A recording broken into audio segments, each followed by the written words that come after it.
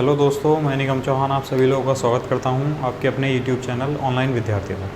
दोस्तों, हम फ्रैक्शन पढ़ रहे थे और कल की क्लास में हमने फ्रैक्शन में इस टाइप के क्वेश्चन किए थे कि खर्च वाले और बचत वाले। ठीक, चलो मैं एक क्वेश्चन आपको जो लास्ट वीडियो में कराया था उस टाइप का एक क्वेश्चन करा देता हूँ, उसके बाद फिर नेक्स्ट क्वेश्चन कराएंगे। ठीक है, क्वेश्चन ये है, एक व्यक्ति अपनी आय का 1/4 भाग भोजन पर, 1/5 भाग शिक्षा पर, 1/8 भाग परिवहन पर खर्च करने के बाद, ठीक है, उसके बाद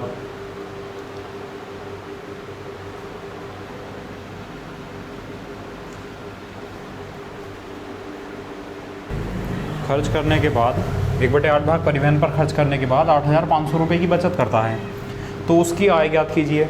या वो कोई भी इसमें खर्च पूछ सकता है आपसे, ठीक है। या चलो इस बार इसमें आय नहीं पूछ रहे, इस बार इसमें पूछ लेते हैं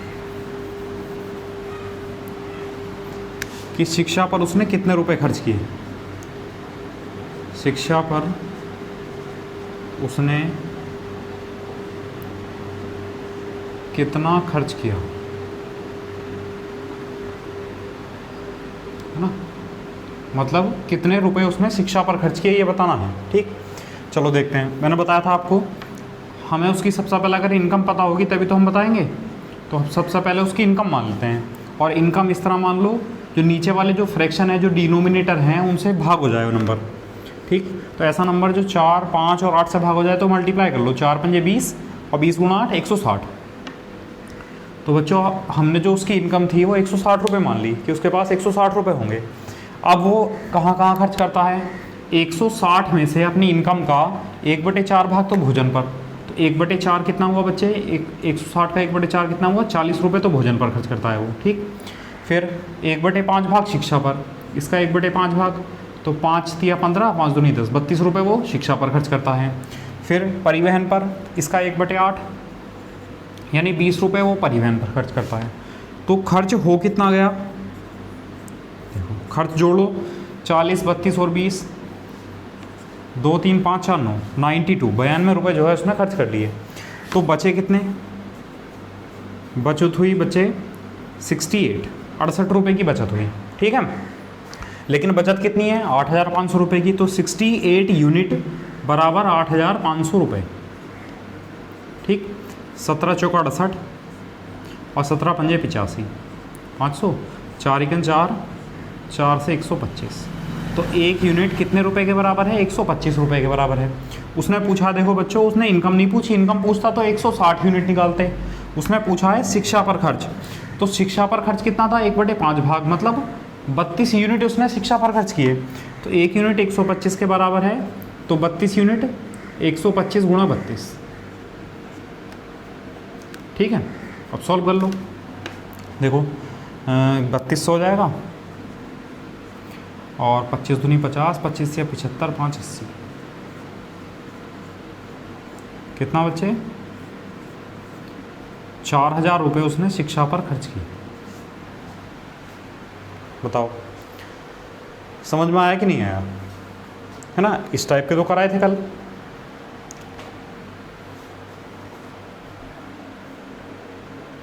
ठीक है, कर लेंगे इस टाइप के।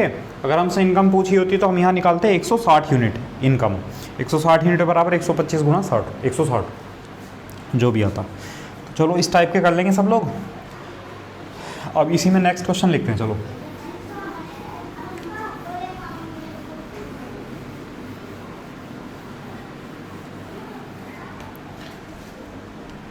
देखो, नेक्स्ट क्वेश्चन ये है, ये तो लिख लेते हैं थोड़ा सा।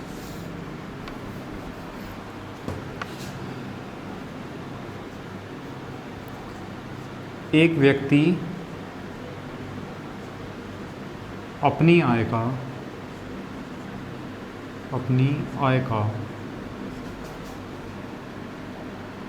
1/10 भाग भोजन पर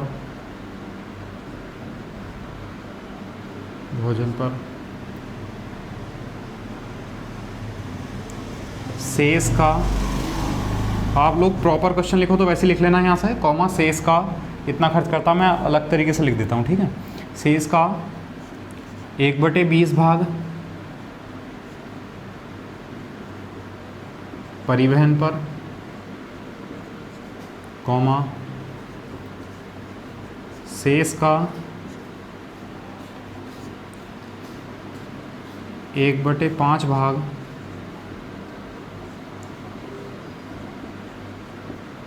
शिक्षा पर खर्च करने के बाद,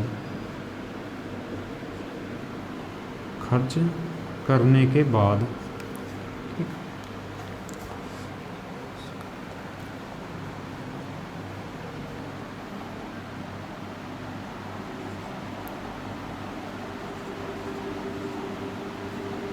₹13,680 बचत करता है।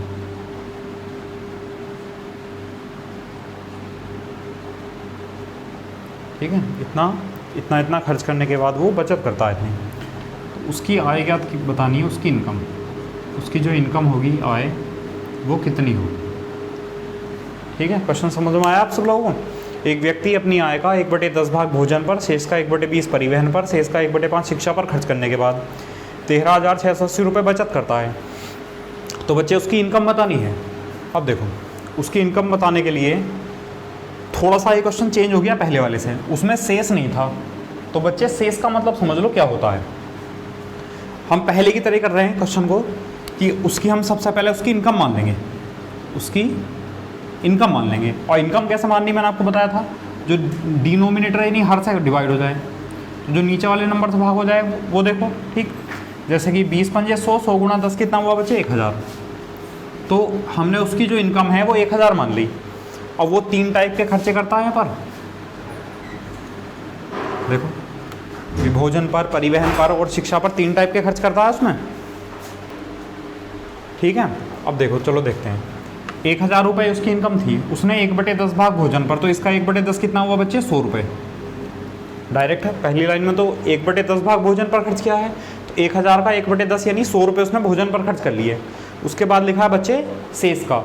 अब आप मुझे बताओ, जब 1000 में से 100 रुपये उसने खर्च कर लिए तो शेष मतलब कितने बचे बच्चे 900। इधर लिख लेते हैं 900, क्योंकि शेष का मतलब है इस 900 में से शेष का यानी 900 का 1/20 खर्च किया परिवहन पर, तो इसका 1/20 कितना हुआ 45 रुपये। तो 45 रुपये उसने परिवहन पर खर्च कर लिए। बताओ समझ में आया नहीं आया। देखो 100 रुपये भोजन पर खर्च किए 1000 में से, तो बचे 900। तो शेष का मतलब 900 जो बचे हैं उनमें से 1/20 परिवहन पर खर्च कर लिए, मतलब 45 रुपये परिवहन पर खर्च कर दिए। किसमें से 900 में से तो खर्च किए, अब 900 में से 45 रुपये खर्च कर दिए, तो कितने बचे 855 रुपये बचे, 855 रुपये बचे। अब शेष का मतलब ये जो बचा है इसमें से 1/5 भाग उसने शिक्षा पर खर्च कर दिया, तो इसका 1/5 भाग, तो इसका 1/5 कितना हुआ बच्चे 5 × 5, 3 बचा, 5 × 7 = 35 और 5 × 5।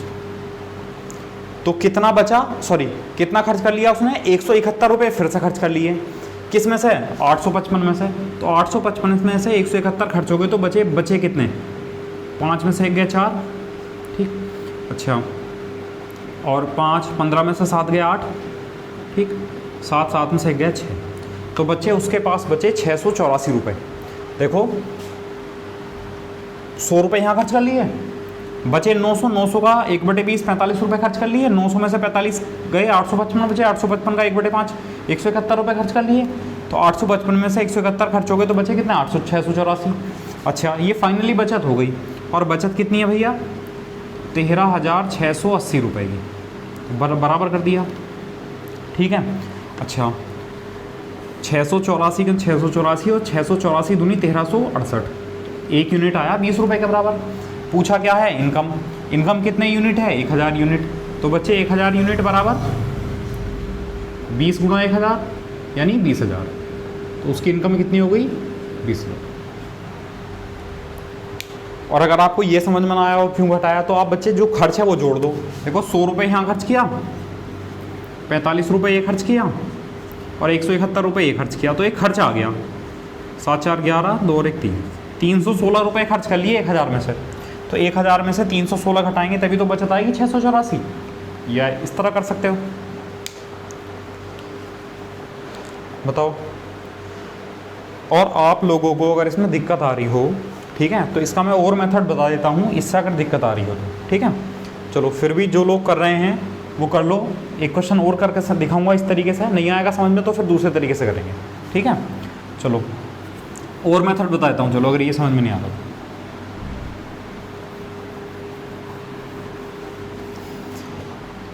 देखो दूसरा तरीका ये है, आप ऐसा करो, जो टोटल इनकम है, जो खर्च या बचत होगा बच्चे इनकम में से जो होगी, तो इनकम हमने ऐसे लिख ली, उसकी इनकम मतलब आई इनकम, ठीक है। जो भी उसकी इनकम है उसमें से 1/10 भाग भोजन पर खर्च कर लिया।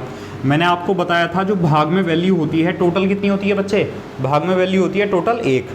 तो जब उसने 1/10 भाग भोजन पर खर्च कर लिया और उसके बाद लिखा है शेष का, इसका मतलब जब 1/10 भाग उसने भोजन पर खर्च कर लिया तो बचा कितना, बताया ना, 1 में से घटाएंगे 1/10, तो बचा कितने बच्चे, 9/10, ठीक। तो जब 1/10 भाग उसने खर्च कर लिया तो अब बचा कितना, 9/10 बचा, ये बचा। ये क्या है बच्चे, ये बचत हो गई। हम ये वाली भोजन पर खर्च करने के बाद इतने रुपए बच गए। फिर कहा शेष का, शेष का मतलब है जो बचा है ये वाला, इसमें से 1/20 भाग परिवहन पर खर्च करता है। तो बच्चे जब इसमें से 1/20 भाग खर्च कर लिया, फिर से 1 में से घटाएंगे इसे, तो 1 में से घटाएंगे तो कितना आ जाएगा, 19/20, तो ये बचा। अब परिवहन पर खर्च करने के बाद इतना बच गया। फिर उसने कहा शेष का मतलब ये जो बचा है इसमें से खर्च होगा। अब इसमें से 1/5 भाग उसने शिक्षा पर खर्च कर दिया। तो जब इसमें से 1/5 भाग शिक्षा पर खर्च हो गया तो फिर कितना बचा, फिर 1 में से माइनस कर दो, तो बचा बच्चे 4/5, ये बचत हो गई अब, ठीक है। और बचा कितना, 13,680, ठीक है, बराबर कर दिया। इनकम पूछी है, सॉल्व कर लो। देखो भाग करो सबसे पहले तो इसे, जैसे 4 से भाग करो, 4 तिया 12, 4 चौक 16, 4 दूनी 8, ठीक। 19 से भाग करो, 19 इकन 19, ठीक, 19 इकन 19, 15 बचा 152, 19 अट्ठे 152 और 0, और 9 दूनी 18, कितना है बच्चे, 20। अच्छा उसकी इनकम तो यहीं लिखे रहने दो, आए इनकम बराबर 20, तो ये है, और ये सब कहाँ है, डिवाइड में है, उधर जाएंगे मल्टीप्लाई में पहुँचेंगे। 20 पंजे 100 गुणा 10 बच्चे 1000, कितना आया, 20,000। तो उसकी इनकम कितनी आई, 20। तो इस टाइप के सारे क्वेश्चन इस टाइप से भी हो जाएंगे, या फिर जो पहले बताया था उससे भी हो जाएंगे, जो तरीका आपको आसान लगा हो। रटना नहीं है बिल्कुल भी कुछ भी, ठीक है। रटोगे अगर मैथ में भी रटोगे तो फिर बेकार है मैथ सिखाना है पढ़ाना, ठीक। तो रटना नहीं है, समझना है। तो अगर आपको ये समझ में ना आया हो तो बताओ 1 में से क्यों घटा रहे हैं, क्योंकि बच्चे टोटल वैल्यू जो होती है भाग में वो 1 होती है ना। जब भी फ्रैक्शन जब 1/10 खर्च कर लिया तो 1 में से तो घटाएंगे, तभी तो पता चलो 9/10, है ना। जैसे हम कहते हैं कि एक व्यक्ति ने आधा खाना खा लिया तो कितना बचा, आधा बचा। तो बच्चे आधे का कैसे पता चलेगा, वो आधे का मतलब होता है 1/2।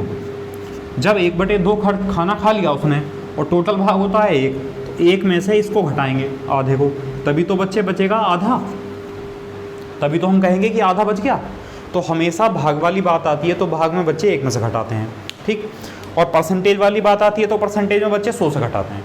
एक तरीका परसेंटेज वाला भी है, ठीक है। परसेंटेज से कैसे करेंगे, या चलो एक तरीका और बता दूं फिर इसका, चलो देखो जैसे परसेंटेज वाले चैप्टर में सिखाया जाएगा परसेंटेज का फ्रैक्शन बनाना। और फ्रैक्शन का मतलब होता है, जैसे ये 1/10 है, ठीक। तो कोई भी फ्रैक्शन है, मैं इधर लिख देता हूँ, जैसे ये 1/10 लिखा हुआ है, ठीक। तो 1/10 ये नीचे वाली जो वैल्यू है ये होती है इनिशियल वैल्यू,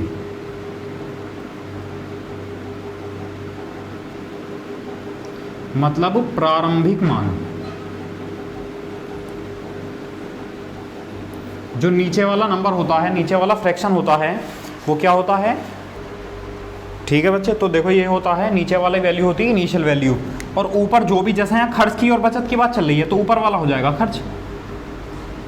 जो भी है, मैं जब आपको परसेंटेज का फ्रैक्शन बनाऊंगा, अलग अलग चैप्टर में अलग अलग यूज है इसका। मतलब कि अगर जैसे मान लो प्रॉफिट एंड लॉस आ जाए, ठीक है, तो बच्चे ये प्रॉफिट या लॉस में इनिशियल वैल्यू क्या होती है, सीपी।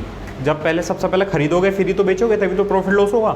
तो वहाँ इनिशियल वैल्यू क्रय मूल्य हो जाएगा, ऊपर वाला प्रॉफिट या लॉस हो जाएगा। किसी व्यक्ति की वेतन को बढ़ाना है, सैलरी को बढ़ाना है, तो नीचे वाली वैल्यू हो जाएगी इनिशियल सैलरी, प्रारंभिक वेतन, और ऊपर वाला वृद्धि या कमी जो भी होगा, ठीक है, उस तरीके से कर सकते हैं। ठीक, चलो अगर हमें इस तरीके से करना है तो बच्चे बात किसकी चल रही है, बात चल रही है आय की, बचत की और खर्च की। तो आप मुझे ये बताओ, इनकम में, एक्सपेंडिचर में और सेविंग में, मतलब आय में, खर्च में और बचत में इनिशियल क्या होगा, प्रारंभ क्या होगा। सबसे पहले आपके पास कोई इनकम होगी तभी तो उसमें से खर्च करने के बारे में सोचोगे या खर्च करोगे। वैसे सोच तो सकते हो, सोच तो पहले ही लोगे, है ना, लेकिन खर्च तभी करोगे जब आपके पास इनकम होगी। ठीक, तो इसका मतलब इनिशियल वैल्यू क्या होगी बच्चे, उसकी आय, इनकम, इनिशियल वैल्यू होगी उसकी इनकम। ठीक, अब जैसे कि 1/10 में उसकी इनकम कितनी होगी, 10 होगी। 10 में से उसने 1 खर्च कर लिया भोजन पर, तो बचत कितनी हुई, 9, तो ये होगी बचत, सेविंग। समझ में आया, बताया ना, खर्च है ऊपर 10 रुपये थे आपके पास, उसमें से आपने 1 रुपये खर्च कर लिया तभी तो 9 रुपये बचे।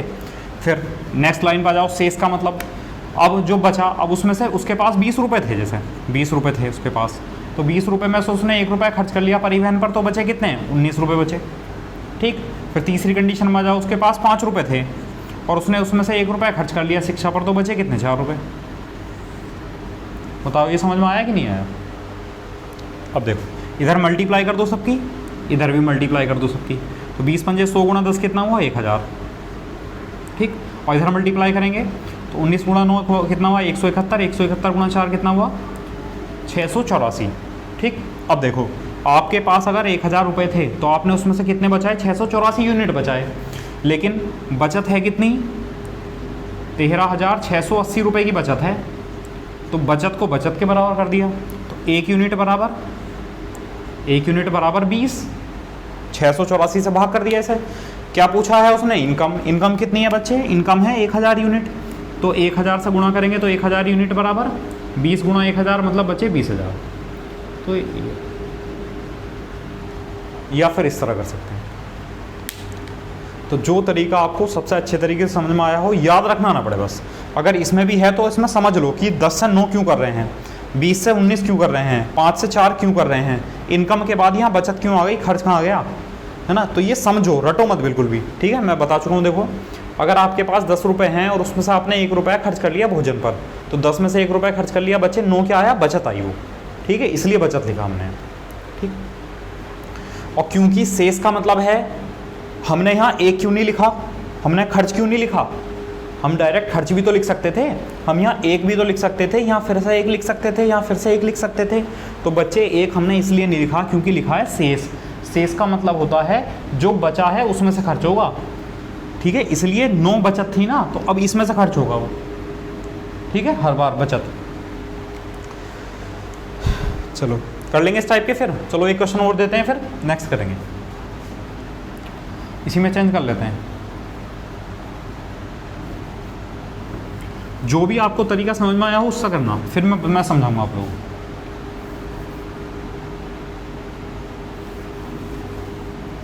लिख लो चाहो तो, एक व्यक्ति अपनी आय का 1/20 भाग भोजन पर खर्च करता है, भोजन पर। शेष का 1/4 भाग परिवहन पर, शेष का 1/5 भाग शिक्षा पर खर्च करने के बाद। ठीक है,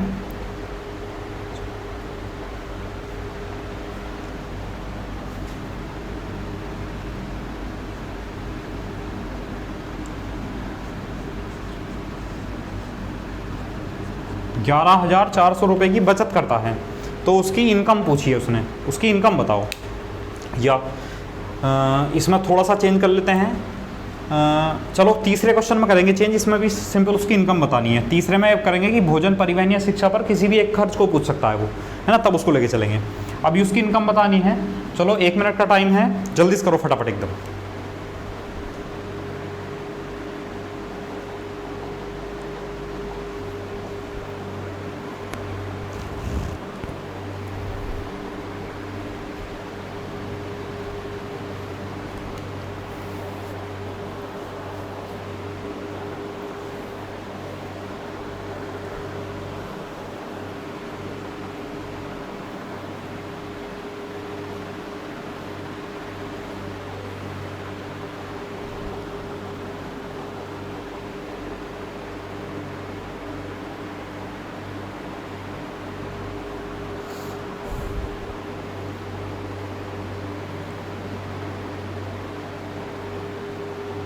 हो गया।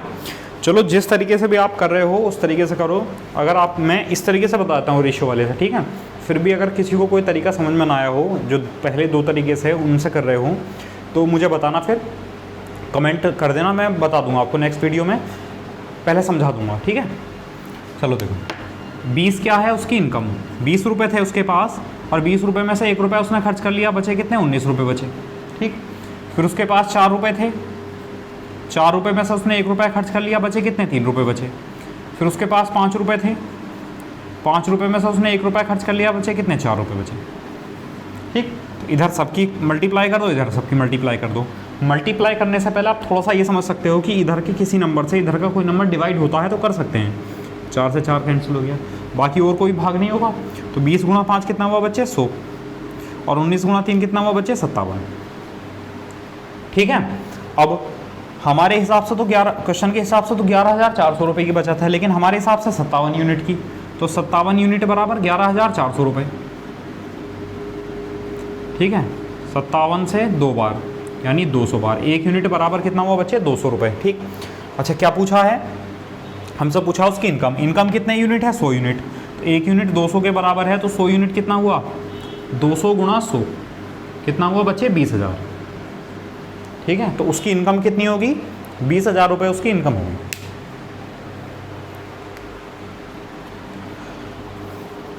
बताओ समझ में आया नहीं आया। अभी थोड़ा दिक्कत दूर हो जाएगी, है ना। हम लाइव बैच शुरू कर देंगे इसी में, ये सब जितनी क्लास हो सकेंगी उसके बाद हम उसमें लाइव स्टार्ट करेंगे, ठीक है। तो साथ साथ जो भी प्रॉब्लम है वो मुझे पता चलती रहेंगी, उसको मैं वहीं पे सॉल्व करता रहूँगा, ठीक है। थोड़ी क्लास लंबी हो जाएगी लेकिन कोई परेशान नहीं है, चिंता मत करना। अगर संभव हुआ तो एक पीटी का बैच जो है जल्दी से, ज़्यादा सिलेबस नहीं है पीटी का, है ना, उसके लिए स्टार्ट कर देंगे, ठीक है। कर लेंगे इस टाइप के। चलो लास्ट क्वेश्चन है वो आपके लिए है, जल्दी से करना।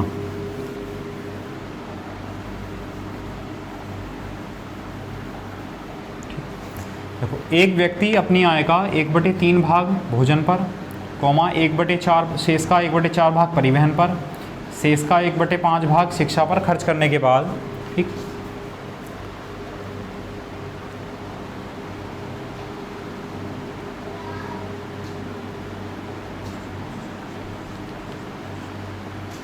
₹24,000 रुपये की बचत करता है, ठीक है। तो इस बार उसकी इनकम नहीं बतानी है, इस बार बताना है कि जो शिक्षा पर खर्च है, शिक्षा पर खर्च बताना है, शिक्षा पर खर्च कितना, ठीक है, कि उसने एजुकेशन पर कितने रुपए खर्च किए, ठीक। तो चलो आप जिस तरीके से भी कर रहे हो बच्चों, चलो पहले सबसे पहले आप ऐसा करो, सबसे पहले इसकी इनकम निकाल लो, इनकम तक करो, उसके बाद मैं करूँगा।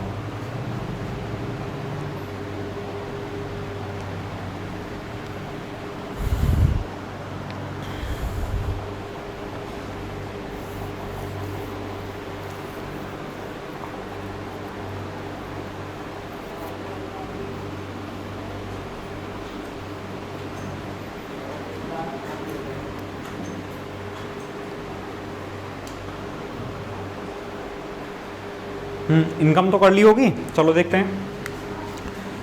3 उसके पास रुपए होंगे, इनकम होगी, तो 3 में से 1 रुपये खर्च कर लिया तो बचे कितने, 2 रुपये।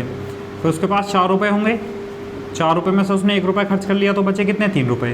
फिर उसके पास कितने रुपये होंगे, 5 रुपये, 5 रुपये में से उसने 1 रुपया खर्च कर लिया तो बचे कितने, बचे 4 रुपये। मल्टीप्लाई करनी है, मैं इधर सबकी गुणा करनी है, लेकिन कोई नंबर डिवाइड होता तो कर सकते हैं। जैसे 3 से 3 भाग हो गया, 4 से 4 भाग हो गया, और तो कोई भाग नहीं हो रहा।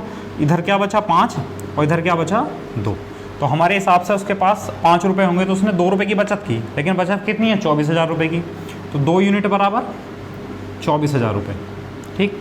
अच्छा, 1 यूनिट बराबर 12,000 रुपये, ठीक। और 5 यूनिट बराबर 12,000 गुणा 5, 12 पंजे 60, यानी बचे 60,000 रुपये। तो ये 60,000 रुपये क्या है, 60,000 रुपये उसकी इनकम है, ठीक है। लेकिन हमसे तो उसने इनकम नहीं पूछी थी, लेकिन चलो 60,000 रुपये उसकी इनकम, ठीक है। 60,000 रुपये उसके पास रुपए थे, अब वो इसमें से खर्च करना शुरू करेगा। अब देखो ध्यान रखना, अगर हमसे डायरेक्ट यहाँ शेष ना होता और शिक्षा पर पूछता तो डायरेक्ट हम 1/5 निकाल देते इसका, लेकिन क्योंकि शेष लिखा है इसलिए पहले ऊपर तक सॉल्व करेंगे इसे, ठीक है। अब देखो 60,000 रुपये उसके पास रुपए थे, उसने 1/3 भाग भोजन पर खर्च कर लिया, उसके बाद लिखा है शेष का। जब इसने 1/3 इसमें से खर्च कर लिया तो बचा कितना, 2/3। बताया था एक में से घटाएंगे, तो अब 2/3 भाग बचा। शेष का मतलब है अब जो बचा है उसमें से खर्च करेगा, तो शेष का 1/4 भाग परिवहन पर खर्च कर लिया। तो जब 1/4 भाग परिवहन पर खर्च कर लिया तो बचा कितना, 3/4 भाग बचा। एक में से घटा दिया तो 3/4 भाग बचा। शेष का मतलब है जो बचा है, अब ये बचा है, इसमें से 1/5 भाग शिक्षा पर खर्च किया और शिक्षा पर ही पूछा है, तो यहाँ नहीं घटाएंगे, ध्यान रखना, क्योंकि शिक्षा पर खर्च पूछा है और उसने कहा शेष का मतलब ये जो बचा है इसमें से 1/5 भाग शिक्षा पर खर्च करता है, तो इसका 1/5 निकालेंगे बच्चे। और अगर आपने गलती से 4/5 निकाल दिया तो ये आ जाएगा, फिर बचत आ जाएगी फाइनली, ठीक है। चलो कर लो भाग। 3 चौक 3 से 3 कैंसिल हो गया। अच्छा 2 से 2 दूनी 4 और 2 बचे, 2 पंजे 10, 10 से 1 0 कैंसिल हो गया। तो शिक्षा पर उसने कितने रुपए खर्च किए, 6,000 रुपये खर्च किए, ये आंसर।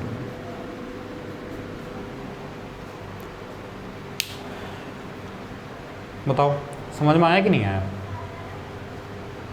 ठीक। तो अगर किसी का भी खर्च पूछेगा, मान लो परिवहन का पूछा होता उसने, मैं समझा देता हूँ इधर, चलो इधर बताता हूँ। अगर बच्चे उसने परिवहन का पूछ लिया होता है ना, समझना फिर से, परिवहन का खर्च पूछा होता तो 60,000 तो उसकी इनकम थी, 60,000 तो उसकी इनकम थी। अब परिवहन पर पूछा है तो 1/3 भाग भोजन पर खर्च करने के बाद जो बचेगा उसमें से तो खर्च किया। तो जब 1/3 भाग खर्च कर लिया तो बचा कितना, 2/3 भाग बचा, ठीक है। अब 2/3 भाग जो बच गया है भोजन पर खर्च करने के बाद से, शेष का मतलब है उसमें से 1/4 भाग परिवहन पर खर्च करेगा और परिवहन पर ही पूछा है, तो यहाँ घटाएंगे नहीं बच्चे, डायरेक्ट कितना निकाल देंगे, 1/4 निकाल देंगे। तो 2 दूनी 4 और 3 दूनी 6, 6 से भाग करेंगे तो कितना जाएगा, 10,000। तो अगर परिवहन पर खर्च पूछा होता तो उसने कितना जाता, 10। और अगर भोजन पर पूछेगा तो डायरेक्ट 1/3 निकाल देंगे। तो कर सकते हैं। अभी इस टाइप के क्वेश्चन परेशान मत होना, इस टाइप के क्वेश्चन अभी आपको परसेंटेज में मिलेंगे, वहाँ पे भी कराएंगे, वहाँ पे परसेंटेज का फ्रैक्शन बनाएंगे, फिर फ्रैक्शन से ये मेथड या ये मेथड जो भी हो यूज़ कर सकते हैं, ठीक है। चलो अब इसी में और नेक्स्ट टाइप करते हैं। देखो मैंने बताया था आपको लैंग्वेज में कोई टाइप नहीं होता बच्चे, लैंग्वेज में कहीं भी कोई भी क्वेश्चन घुमा कर दे सकता है। इसी में बहुत सारे क्वेश्चन बन सकते हैं, बहुत सारे टाइप बन सकते हैं इसी में, ठीक है। तो इसलिए आप लैंग्वेज पढ़ते चलो, किसी को कोई दिक्कत आती है तो मैंने आपको व्हाट्सअप नंबर दिया था, उस पर आप मुझे क्वेश्चन सेंड कर सकते हैं, ठीक है, मैं सॉल्व करके देता हूँ।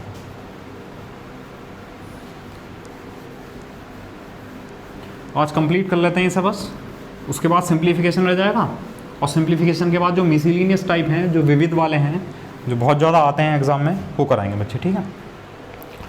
अच्छा क्वेश्चन इस तरह आता है, मान लो वो कहेगा किसी भिन्न के अंश, किसी भिन्न के अंश, अंश मतलब न्यूमरेटर, अंश को 40% और हर को, डिनोमिनेटर को 50% बढ़ाने पर, इंक्रीज करने पर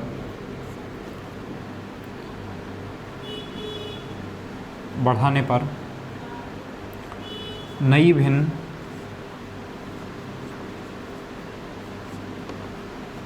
पाँच बटे 8 प्राप्त होती है,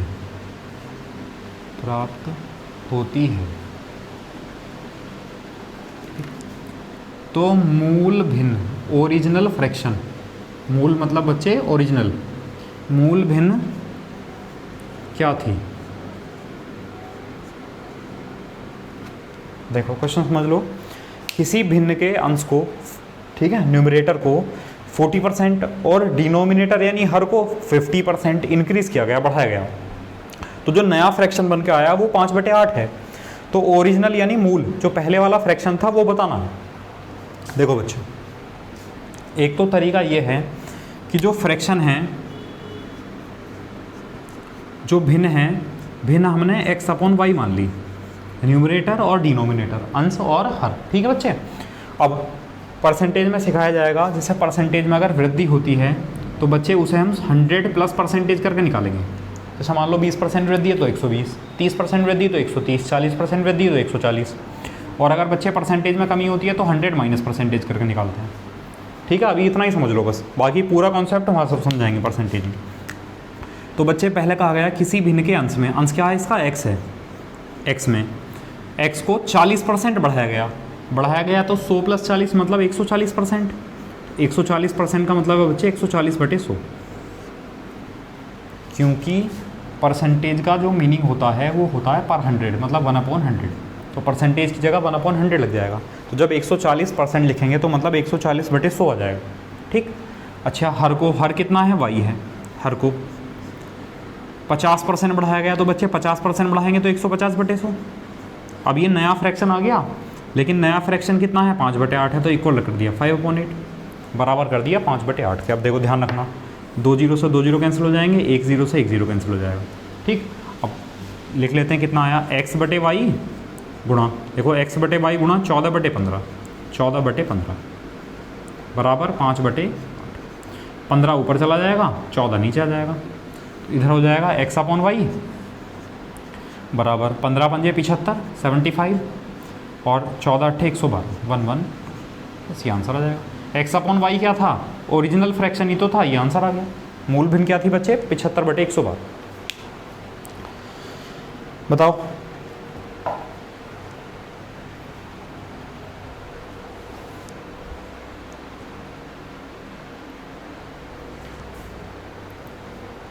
समझ में आया कि नहीं आया, कर लेंगे इस टाइप का। या फिर देखो अगर आप इस तरह नहीं करना चाह रहे हो, x/y नहीं मानना चाह रहे हो, ठीक, तो आप ऐसा करो, फ्रैक्शन आप 100/100 मान लो, फ्रैक्शन हम 100/100 मान लेते हैं, 100/100। ठीक, अब अंश भी 100 है, हर भी 100 है। उसने कहा अंश को 40% बढ़ाया गया, तो बच्चे अंश 100 है, जब 40% बढ़ाया जाएगा तो कितना हो जाएगा अंश, 140, और हर को 50% बढ़ाया गया, हर 100 है, 50% बढ़ाएंगे तो हर कितना हो जाएगा बच्चे, 150। तो नया फ्रैक्शन हो गया, लेकिन नया फ्रैक्शन कितना है, 5/8, नया फ्रैक्शन है 5/8। तो हमें ओरिजिनल फ्रैक्शन बताना है, तो यहाँ 1 रहने दो, बाकी सब उधर ले जाओ, क्योंकि जो फ्रैक्शन माना था हमने बच्चे, फ्रैक्शन हमने 100/100 ही तो माना था, और 100/100 का मतलब है 1, तो 1 यूनिट का मान निकालना है, तो यहाँ 1 रहने दो, बाकी सब उधर ले जाओ। तो 15 ऊपर जाएगा, तो 15 पंजे 75, 75, 14 नीचे चला जाएगा, 14 अट्ठे 112, 112, बस ये आंसर आ जाएगा। तो ओरिजिनल फ्रैक्शन क्या था, 75/112। तो परसेंटेज में अगर वो कहता है बढ़ाए या घटाए, तो हम इस तरह भी कर सकते हैं, 100/100 में। तो कर लेंगे,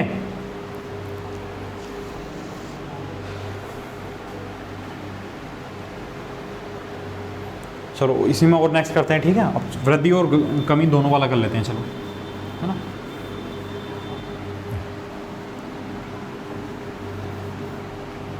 वो कहेगा कि किसी भिन्न के अंश को 30% बढ़ाया तथा हर को 20%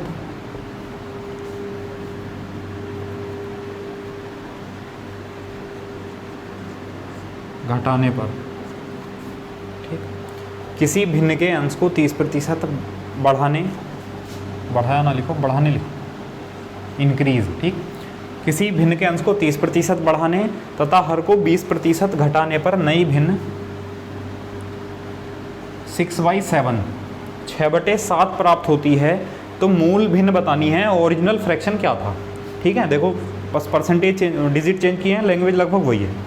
बताया था आपको, बढ़ाने का इंक्रीज करने का मतलब होता है 100 प्लस, और कम करने का मतलब डिक्रीज करने का मतलब होता है बच्चे 100 माइनस। ठीक, तो वही कंडीशन, फ्रैक्शन हमने 100/100 मान लिया। अब जब अंश को 30% बढ़ाओगे तो कितना हो जाएगा अंश, 130 हो जाएगा। ठीक, और हर को 20% घटाओगे, डिक्रीज करोगे तो कितना हो जाएगा बच्चे, 80 हो जाएगा। तो नया फ्रैक्शन प्राप्त हुआ, लेकिन नया फ्रैक्शन है कितना, 6/7, तो इक्वल टू 6/7, 0 से 0 कैंसिल हो गया। इधर 1 यूनिट रहने दो, बाकी सब उधर ले जाओ। 8 गुणा 6 48, 48, और ये 13 नीचे चला जाएगा, 13 गुणा 7 91, 91। तो ओरिजिनल फ्रैक्शन क्या था बच्चे, 48/91, ये आंसर आ गया। मूल भिन्न क्या थी, 48/91।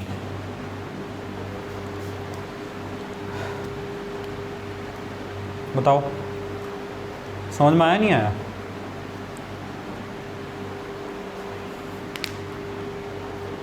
कर लेंगे इस टाइप के, चलो करके देखना। अभी इसी में देखो और भी टाइप आता है, इसी में वो कहेगा, इस बार तो उसने परसेंटेज में दिया था, अब वो कहेगा न्यूमेरिकल वैल्यू डिजिट में बढ़ाएगा कुछ, जैसे वो कहे कि अंश को 2 बढ़ाया, हर को 3 बढ़ाया ना, तो उस टाइप का क्वेश्चन देख लो, उस टाइप का लिखता हूँ। देखो नेक्स्ट क्वेश्चन ये है, किसी भिन्न के अंश में से 2 घटाने और हर में 3 जोड़ने पर भिन्न 1/4 हो जाती है, लेकिन भिन्न के अंश में 6 जोड़ने और हर को 3 से गुणा करने पर भिन्न 2/3 हो जाती है। तो मूल भिन्न ज्ञात कीजिए, ओरिजिनल फ्रैक्शन बताना है।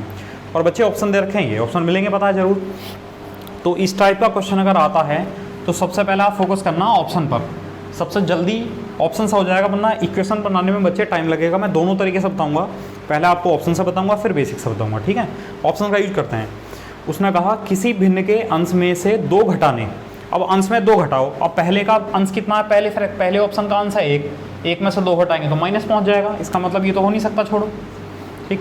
अच्छा 2 घटाने पर 2 में से 2 घटा दिया तो 0 बन गया, ये भी नहीं हो सकता, ठीक। अच्छा यहाँ देखो 2 घटाने पर इसमें से अगर 2 माइनस करेंगे तो ऊपर कितना आएगा 2, ठीक। और हर में डिनोमिनेटर में 3 जोड़ने पर 5 + 3 8, तो 2/8 मतलब 1/4। देखो 1/4 प्राप्त होता है, ये ऑप्शन हो सकता है। चाहो तो इसे चेक कर लो या दूसरी कंडीशन इसमें फॉलो कर लो, ठीक है। चलो पहली कंडीशन ही फॉलो कर लेते हैं इसमें। उसने कहा अंश में से 2 घटाने पर, अगर अंश में से 2 घटाया 3 - 2 कितना हुआ 1, और हर में 3 जोड़ने पर 5 + 3 कितना हुआ 8, तो बच्चे ये तो 1/8 हुआ, होना चाहिए था 1/4, इसका मतलब ये भी नहीं है। तो जब 3 ऑप्शन नहीं है तो ये होगा, चौथा होगा, ठीक है। तो ये आंसर हो गया। तो फ्रैक्शन क्या होगा 4/5 होगा, मूल भिन्न क्या होगी बच्चे 4/5। तो ये तो हो गया ऑप्शन मेथड। और अगर बाई चांस आप ऑप्शन से नहीं करते हैं तो बच्चे हमें इक्वेशन सॉल्व करनी पड़ेंगी, थोड़ा सा लेंथी हो जाएगा लेकिन समझो, क्योंकि वो ज़रूरी नहीं है ऑप्शन दे, ऑप्शन तो देगा सॉरी, ज़रूरी नहीं है वो फ्रैक्शन ही पूछ ले।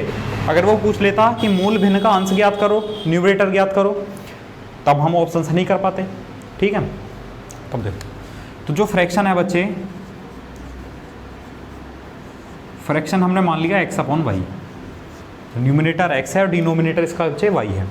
उसने कहा किसी भिन्न के अंश में 2 घटाने, अंश क्या है x, तो x में से 2 घटा दो, और हर में 3 जोड़ने, हर है y में 3 जोड़ दो। पर ये फ्रैक्शन हुआ हमारे हिसाब से, लेकिन क्वेश्चन में कहा गया 1/4 प्राप्त हुआ, तो बराबर 1/4 क्रॉस मल्टीप्लाई करो, हो जाएगा 4x - 8 बराबर y + 3। इसको सॉल्व कर लो, y को इधर ले जाओ, 8 को इधर ले जाओ, तो ये हो जाएगा 4x - y = 8 उधर जाएगा प्लस हो जाएगा 8 + 3 बच्चे 11। ये इक्वेशन नंबर 1। ये बताओ समझ में आया कि नहीं आया? अंश में 2 घटाया, अंश था x - 2, हर में 3 जोड़ा, हर है y + 3। ये नया फ्रैक्शन आया हमारे हिसाब से, लेकिन क्वेश्चन में कहा गया 1/4, तो बराबर कर दिया 1/4। ये इक्वेशन आ गई। फिर कहा लेकिन भिन्न के अंश में 6 जोड़ने, अंश क्या था x था, तो x में 6 जोड़ने और हर को 3 से गुणा कर रहे हैं, तो हर है y को 3 से गुणा करेंगे तो 3y, पर भिन्न 2/3 हो जाती है, तो बराबर 2/3, ठीक। अच्छा आप सॉल्व करेंगे, 3 से 3 कैंसिल हो गया, 2 को इधर ले जाओ, तो जाएगा x + 6 = 2y, या x - 2y = बच्चे -6। 6 इधर जाएगा माइनस हो जाएगा, 2y इधर आएगा तो माइनस हो जाएगा, ठीक है। ये इक्वेशन आई दूसरी। अब क्योंकि हमसे फ्रैक्शन पूछा है तो हमें x और y दोनों की वैल्यू पता होनी चाहिए, तो दोनों की वैल्यू फाइंड करते हैं। तो ऐसा करते हैं, जैसे हम इस इक्वेशन को इसके नीचे लिखेंगे, ठीक है, और इसका कोई भी एक x या y का जो कोफिशिएंट है वो इक्वल करके हटा देंगे तो एक वेरिएबल की वैल्यू आ जाएगी। तो ऐसा करते हैं, यहाँ पर x है, यहाँ 4x है, ठीक। तो या तो चाहो तो x को इक्वल कर लो, सॉरी चाहो तो x को इक्वल कर लो या y को, मर्जी आपकी। चलो x को कर लेते हैं हमने इस वाली इक्वेशन को मल्टीप्लाई कर दिया बच्चे 4 से, 4 से मल्टीप्लाई करा तो कितना आया बच्चे 4x, और 4 दूनी 8 -8y बराबर 4 से 24 -24।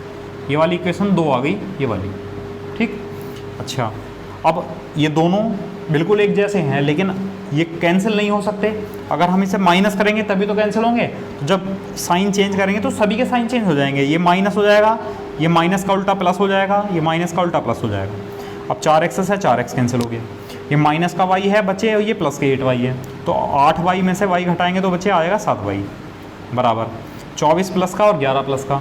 24 प्लस 11 कितना हो जाएगा 34, 35। 7 से भाग करेंगे, 7 पंजे 35, तो y की वैल्यू कितनी आई 5। ठीक, अब y की वैल्यू 5 आई, किसी भी इक्वेशन में रख लो, चाहो तो इसी इक्वेशन में रख लो या इसी इक्वेशन में रख लो y की वैल्यू। चलो यहाँ रख लेते हैं, तो ये कितना है x माइनस y की वैल्यू 5 लिखेंगे तो 2 गुणा 5 बराबर माइनस के 6, तो 2 पंजे 10, 10 उधर जाएगा तो बच्चे प्लस का हो जाएगा, तो x बराबर हो जाएगा प्लस का 10 और माइनस के 6, तो x बराबर कितना हो जाएगा 4। ठीक है, अब हमारे पास x भी है y भी है। उसने पूछा था ओरिजिनल फ्रैक्शन, तो ओरिजिनल फ्रैक्शन क्या होगा बच्चे x अपॉन वाई, और x अपॉन वाई मतलब x कितना है 4 और y कितना है 5, तो 4/5 ही फ्रैक्शन हो गया पहले वाला। तो अगर ऑप्शन हेल्पफुल नहीं होंगे तो बच्चे हमें फिर थोड़ा लेंथी करना पड़ेगा, है ना, फिर मजबूरी बन जाती है करना। और मैं आपको कह रहा हूँ 99% क्वेश्चन ऐसे आएंगे जो इस तरह ऑप्शन दिए होंगे। 1% क्वेश्चन ऐसा होगा जिसमें आपको अंश या हर या उनका सम, उनका डिफरेंस कुछ भी अलग पूछ लेगा, उस केस में नहीं होगा, फिर इस तरह डायरेक्ट नहीं कर सकते, फिर इस तरह करना पड़ेगा। ठीक है, तो वो कभी कभी जो 1% हो जाता है तो वो 99% पे भारी हो जाता है ना, उसका ध्यान रखना बस, वो भारी ना हो जाए। भारी हो जाए तो फिर ये मेथड है ना। तो मैंने आपको बताया लैंग्वेज, केवल लैंग्वेज पढ़ो, लैंग्वेज से ही क्वेश्चन होंगे, है ना। केवल इसी चैप्टर के नहीं, आगे आने वाले जितने भी चैप्टर होंगे उनमें सबसे ज़्यादा वैल्यूएबल होगी लैंग्वेज, ना कि मेथड। ठीक है, मेथड अपने आप बन के आएगा जब लैंग्वेज आपको क्लियर हो जाएगी तो। ठीक है, चलो इसी में नेक्स्ट क्वेश्चन लिखते हैं बच्चे। एक टाइप और कर, मतलब इसी टाइप का क्वेश्चन है, आप लोग करना। देखो नेक्स्ट क्वेश्चन ये है, किसी भिन्न के अंश तथा हर प्रत्येक में एक जोड़ने पर फ्रैक्शन हो जाता है 4/5। ठीक, और लेकिन भिन्न के अंश तथा हर प्रत्येक से 5 घटाने पर 1/2 प्राप्त होता है। तो मूल भिन्न यानी ओरिजिनल फ्रैक्शन बताना है। ठीक है, तो सबसे पहला तरीका आप अप्लाई करेंगे, जो भी आपको मन कर रहा हो वैसे वो करो, लेकिन मेरे हिसाब से फिर भी ऑप्शन में फ्रैक्शन दे रखा है पूरा, तो आप ऑप्शन से लेके चलो। ठीक है, चलो करो, जल्दी से करो। उसके बाद फिर बेसिक से भी करना जरूरी है, बेसिक से करना।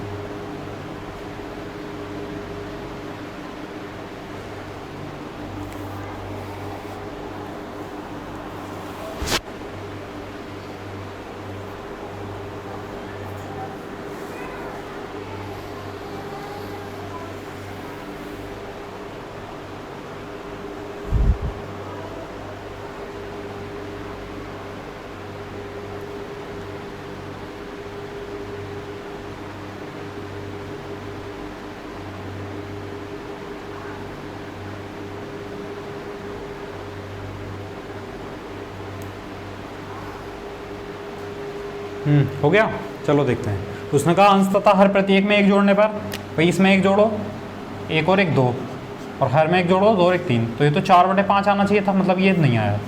यहाँ एक जोड़ो, यहाँ भी एक जोड़ो, 3 और एक 4, 2 और एक 3, 4/5 आना चाहिए था, नहीं आया।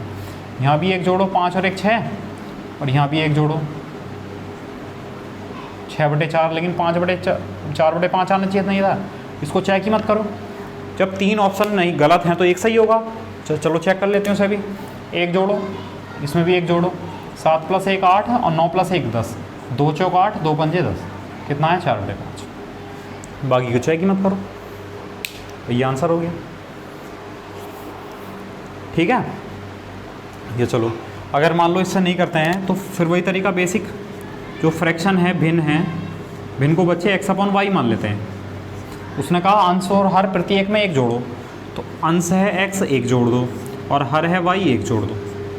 इसका जो फ्रैक्शन है वो कितना बनता है बच्चे 4/5। अब क्रॉस मल्टीप्लाई करो, ये हो जाएगा 5x + 5 बराबर 4y + 4। ठीक, अब y वाले को धर ले जाओ, 5 को धर ले जाओ, तो जाएगा 5x - 4y equal to minus का 5 पहुँचेगा तो माइनस का 1 हो जाएगा बच्चे। इक्वेशन बना गई। ठीक है, अभी ये जो इक्वेशन सॉल्व कर रहे हैं ना x और y वाली, इनको कहते हैं बच्चे लीनियर इक्वेशन, यानी रैखिक समीकरण। आपका जो सिलेबस है पीईटी का, उसमें रैखिक समीकरण अलग से है, मतलब समीकरण अलग से हैं, उसमें समीकरण में द्विघात क्वाड्रेटिक भी आ जाएगा और लीनियर भी आ जाएगा। ठीक, चलो उसने कहा फिर लेकिन भिन्न के अंश और हर में प्रत्येक में 5 घटाने पर अंश है x 5 घटा दो और हर है y 5 घटा दो। घटाने पर जो फ्रैक्शन है वो 1/2 प्राप्त होता तो इक्वल टू 1/2।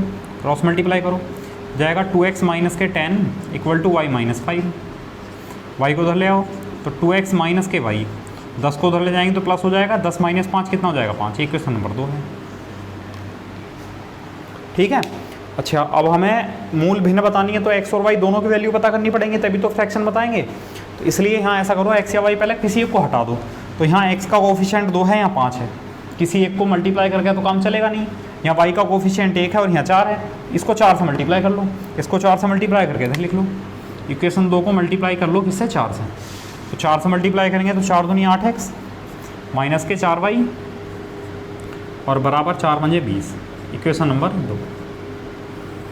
अब देखो y वाले जब टर्म कब हटेगी, जब एक प्लस का होगा एक माइनस का होगा, तो साइन चेंज करना पड़ेगा। यहाँ जो साइन चेंज करेंगे तो जो प्लस है वो माइनस हो जाएगा, जो माइनस है वो प्लस हो जाएगा। ठीक, तो 4y से 4y कैंसिल हो जाएगा। नीचे वाले जो चिन्ह होते हैं ना साइन, वो काम करेंगे। अब तो प्लस का 5x और माइनस के 8x, तो बच्चे कितना हुआ माइनस के 3x बराबर माइनस के 20 और माइनस 1 तो माइनस के 21 और 3 से भाग करेंगे 3 7 21, तो x का मान कितना है बच्चे 7। अब आप वैसे डायरेक्ट भी देख सकते हो। मूल भिन्न पूछी थी, x क्या था अंश कितना होना चाहिए 7। तो देखो अंश किस में है 7, अंश इसमें ही है 7, तो इसी को रहने दो, बस ये आंसर हो गया और को चेक करने की ज़रूरत नहीं है बाकी। लेकिन चलो बाकी अगर मान लो ऐसा हो जाए कि ऑप्शन मिल जाए 7 वाला, तब x की वैल्यू 7 है, यहाँ रख लो, इस इक्वेशन में रख लो। तो 7 गुणा 2 बच्चे 14, 14 माइनस के y बराबर 5। y को उधर ले जाओ, 5 को उधर ले जाओ, तो y उधर जाएगा तो प्लस का हो जाएगा और 5 माइनस का हो जाएगा। 14 माइनस 5 कितना हो जाएगा 9। अब फ्रैक्शन ही तो पूछा है, ओरिजिनल फ्रैक्शन था x अपॉन y, x का मान कितना है 7 और y का मान कितना है 9, तो 7/9 आंसर होगा।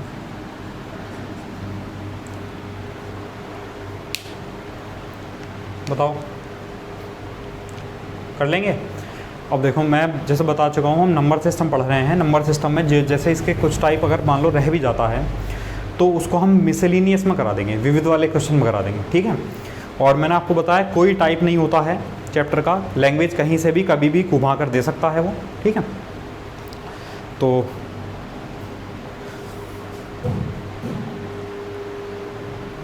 ठीक है, तो बच्चों आज फिर इसको कंप्लीट यहीं पे छोड़ते हैं, बस यहीं पे कंप्लीट करते हैं। बाकी कोई भी अगर क्वेश्चन आपको समझ में नहीं आता, किसी बुक से कर रहे हो आप, ठीक है, तो मुझे लिख के क्वेश्चन सेंड कर देना व्हाट्सएप पर, मैं आपको सॉल्व करके दे दूँगा। ठीक है। तो आज के लिए इतना ही। Thank you class.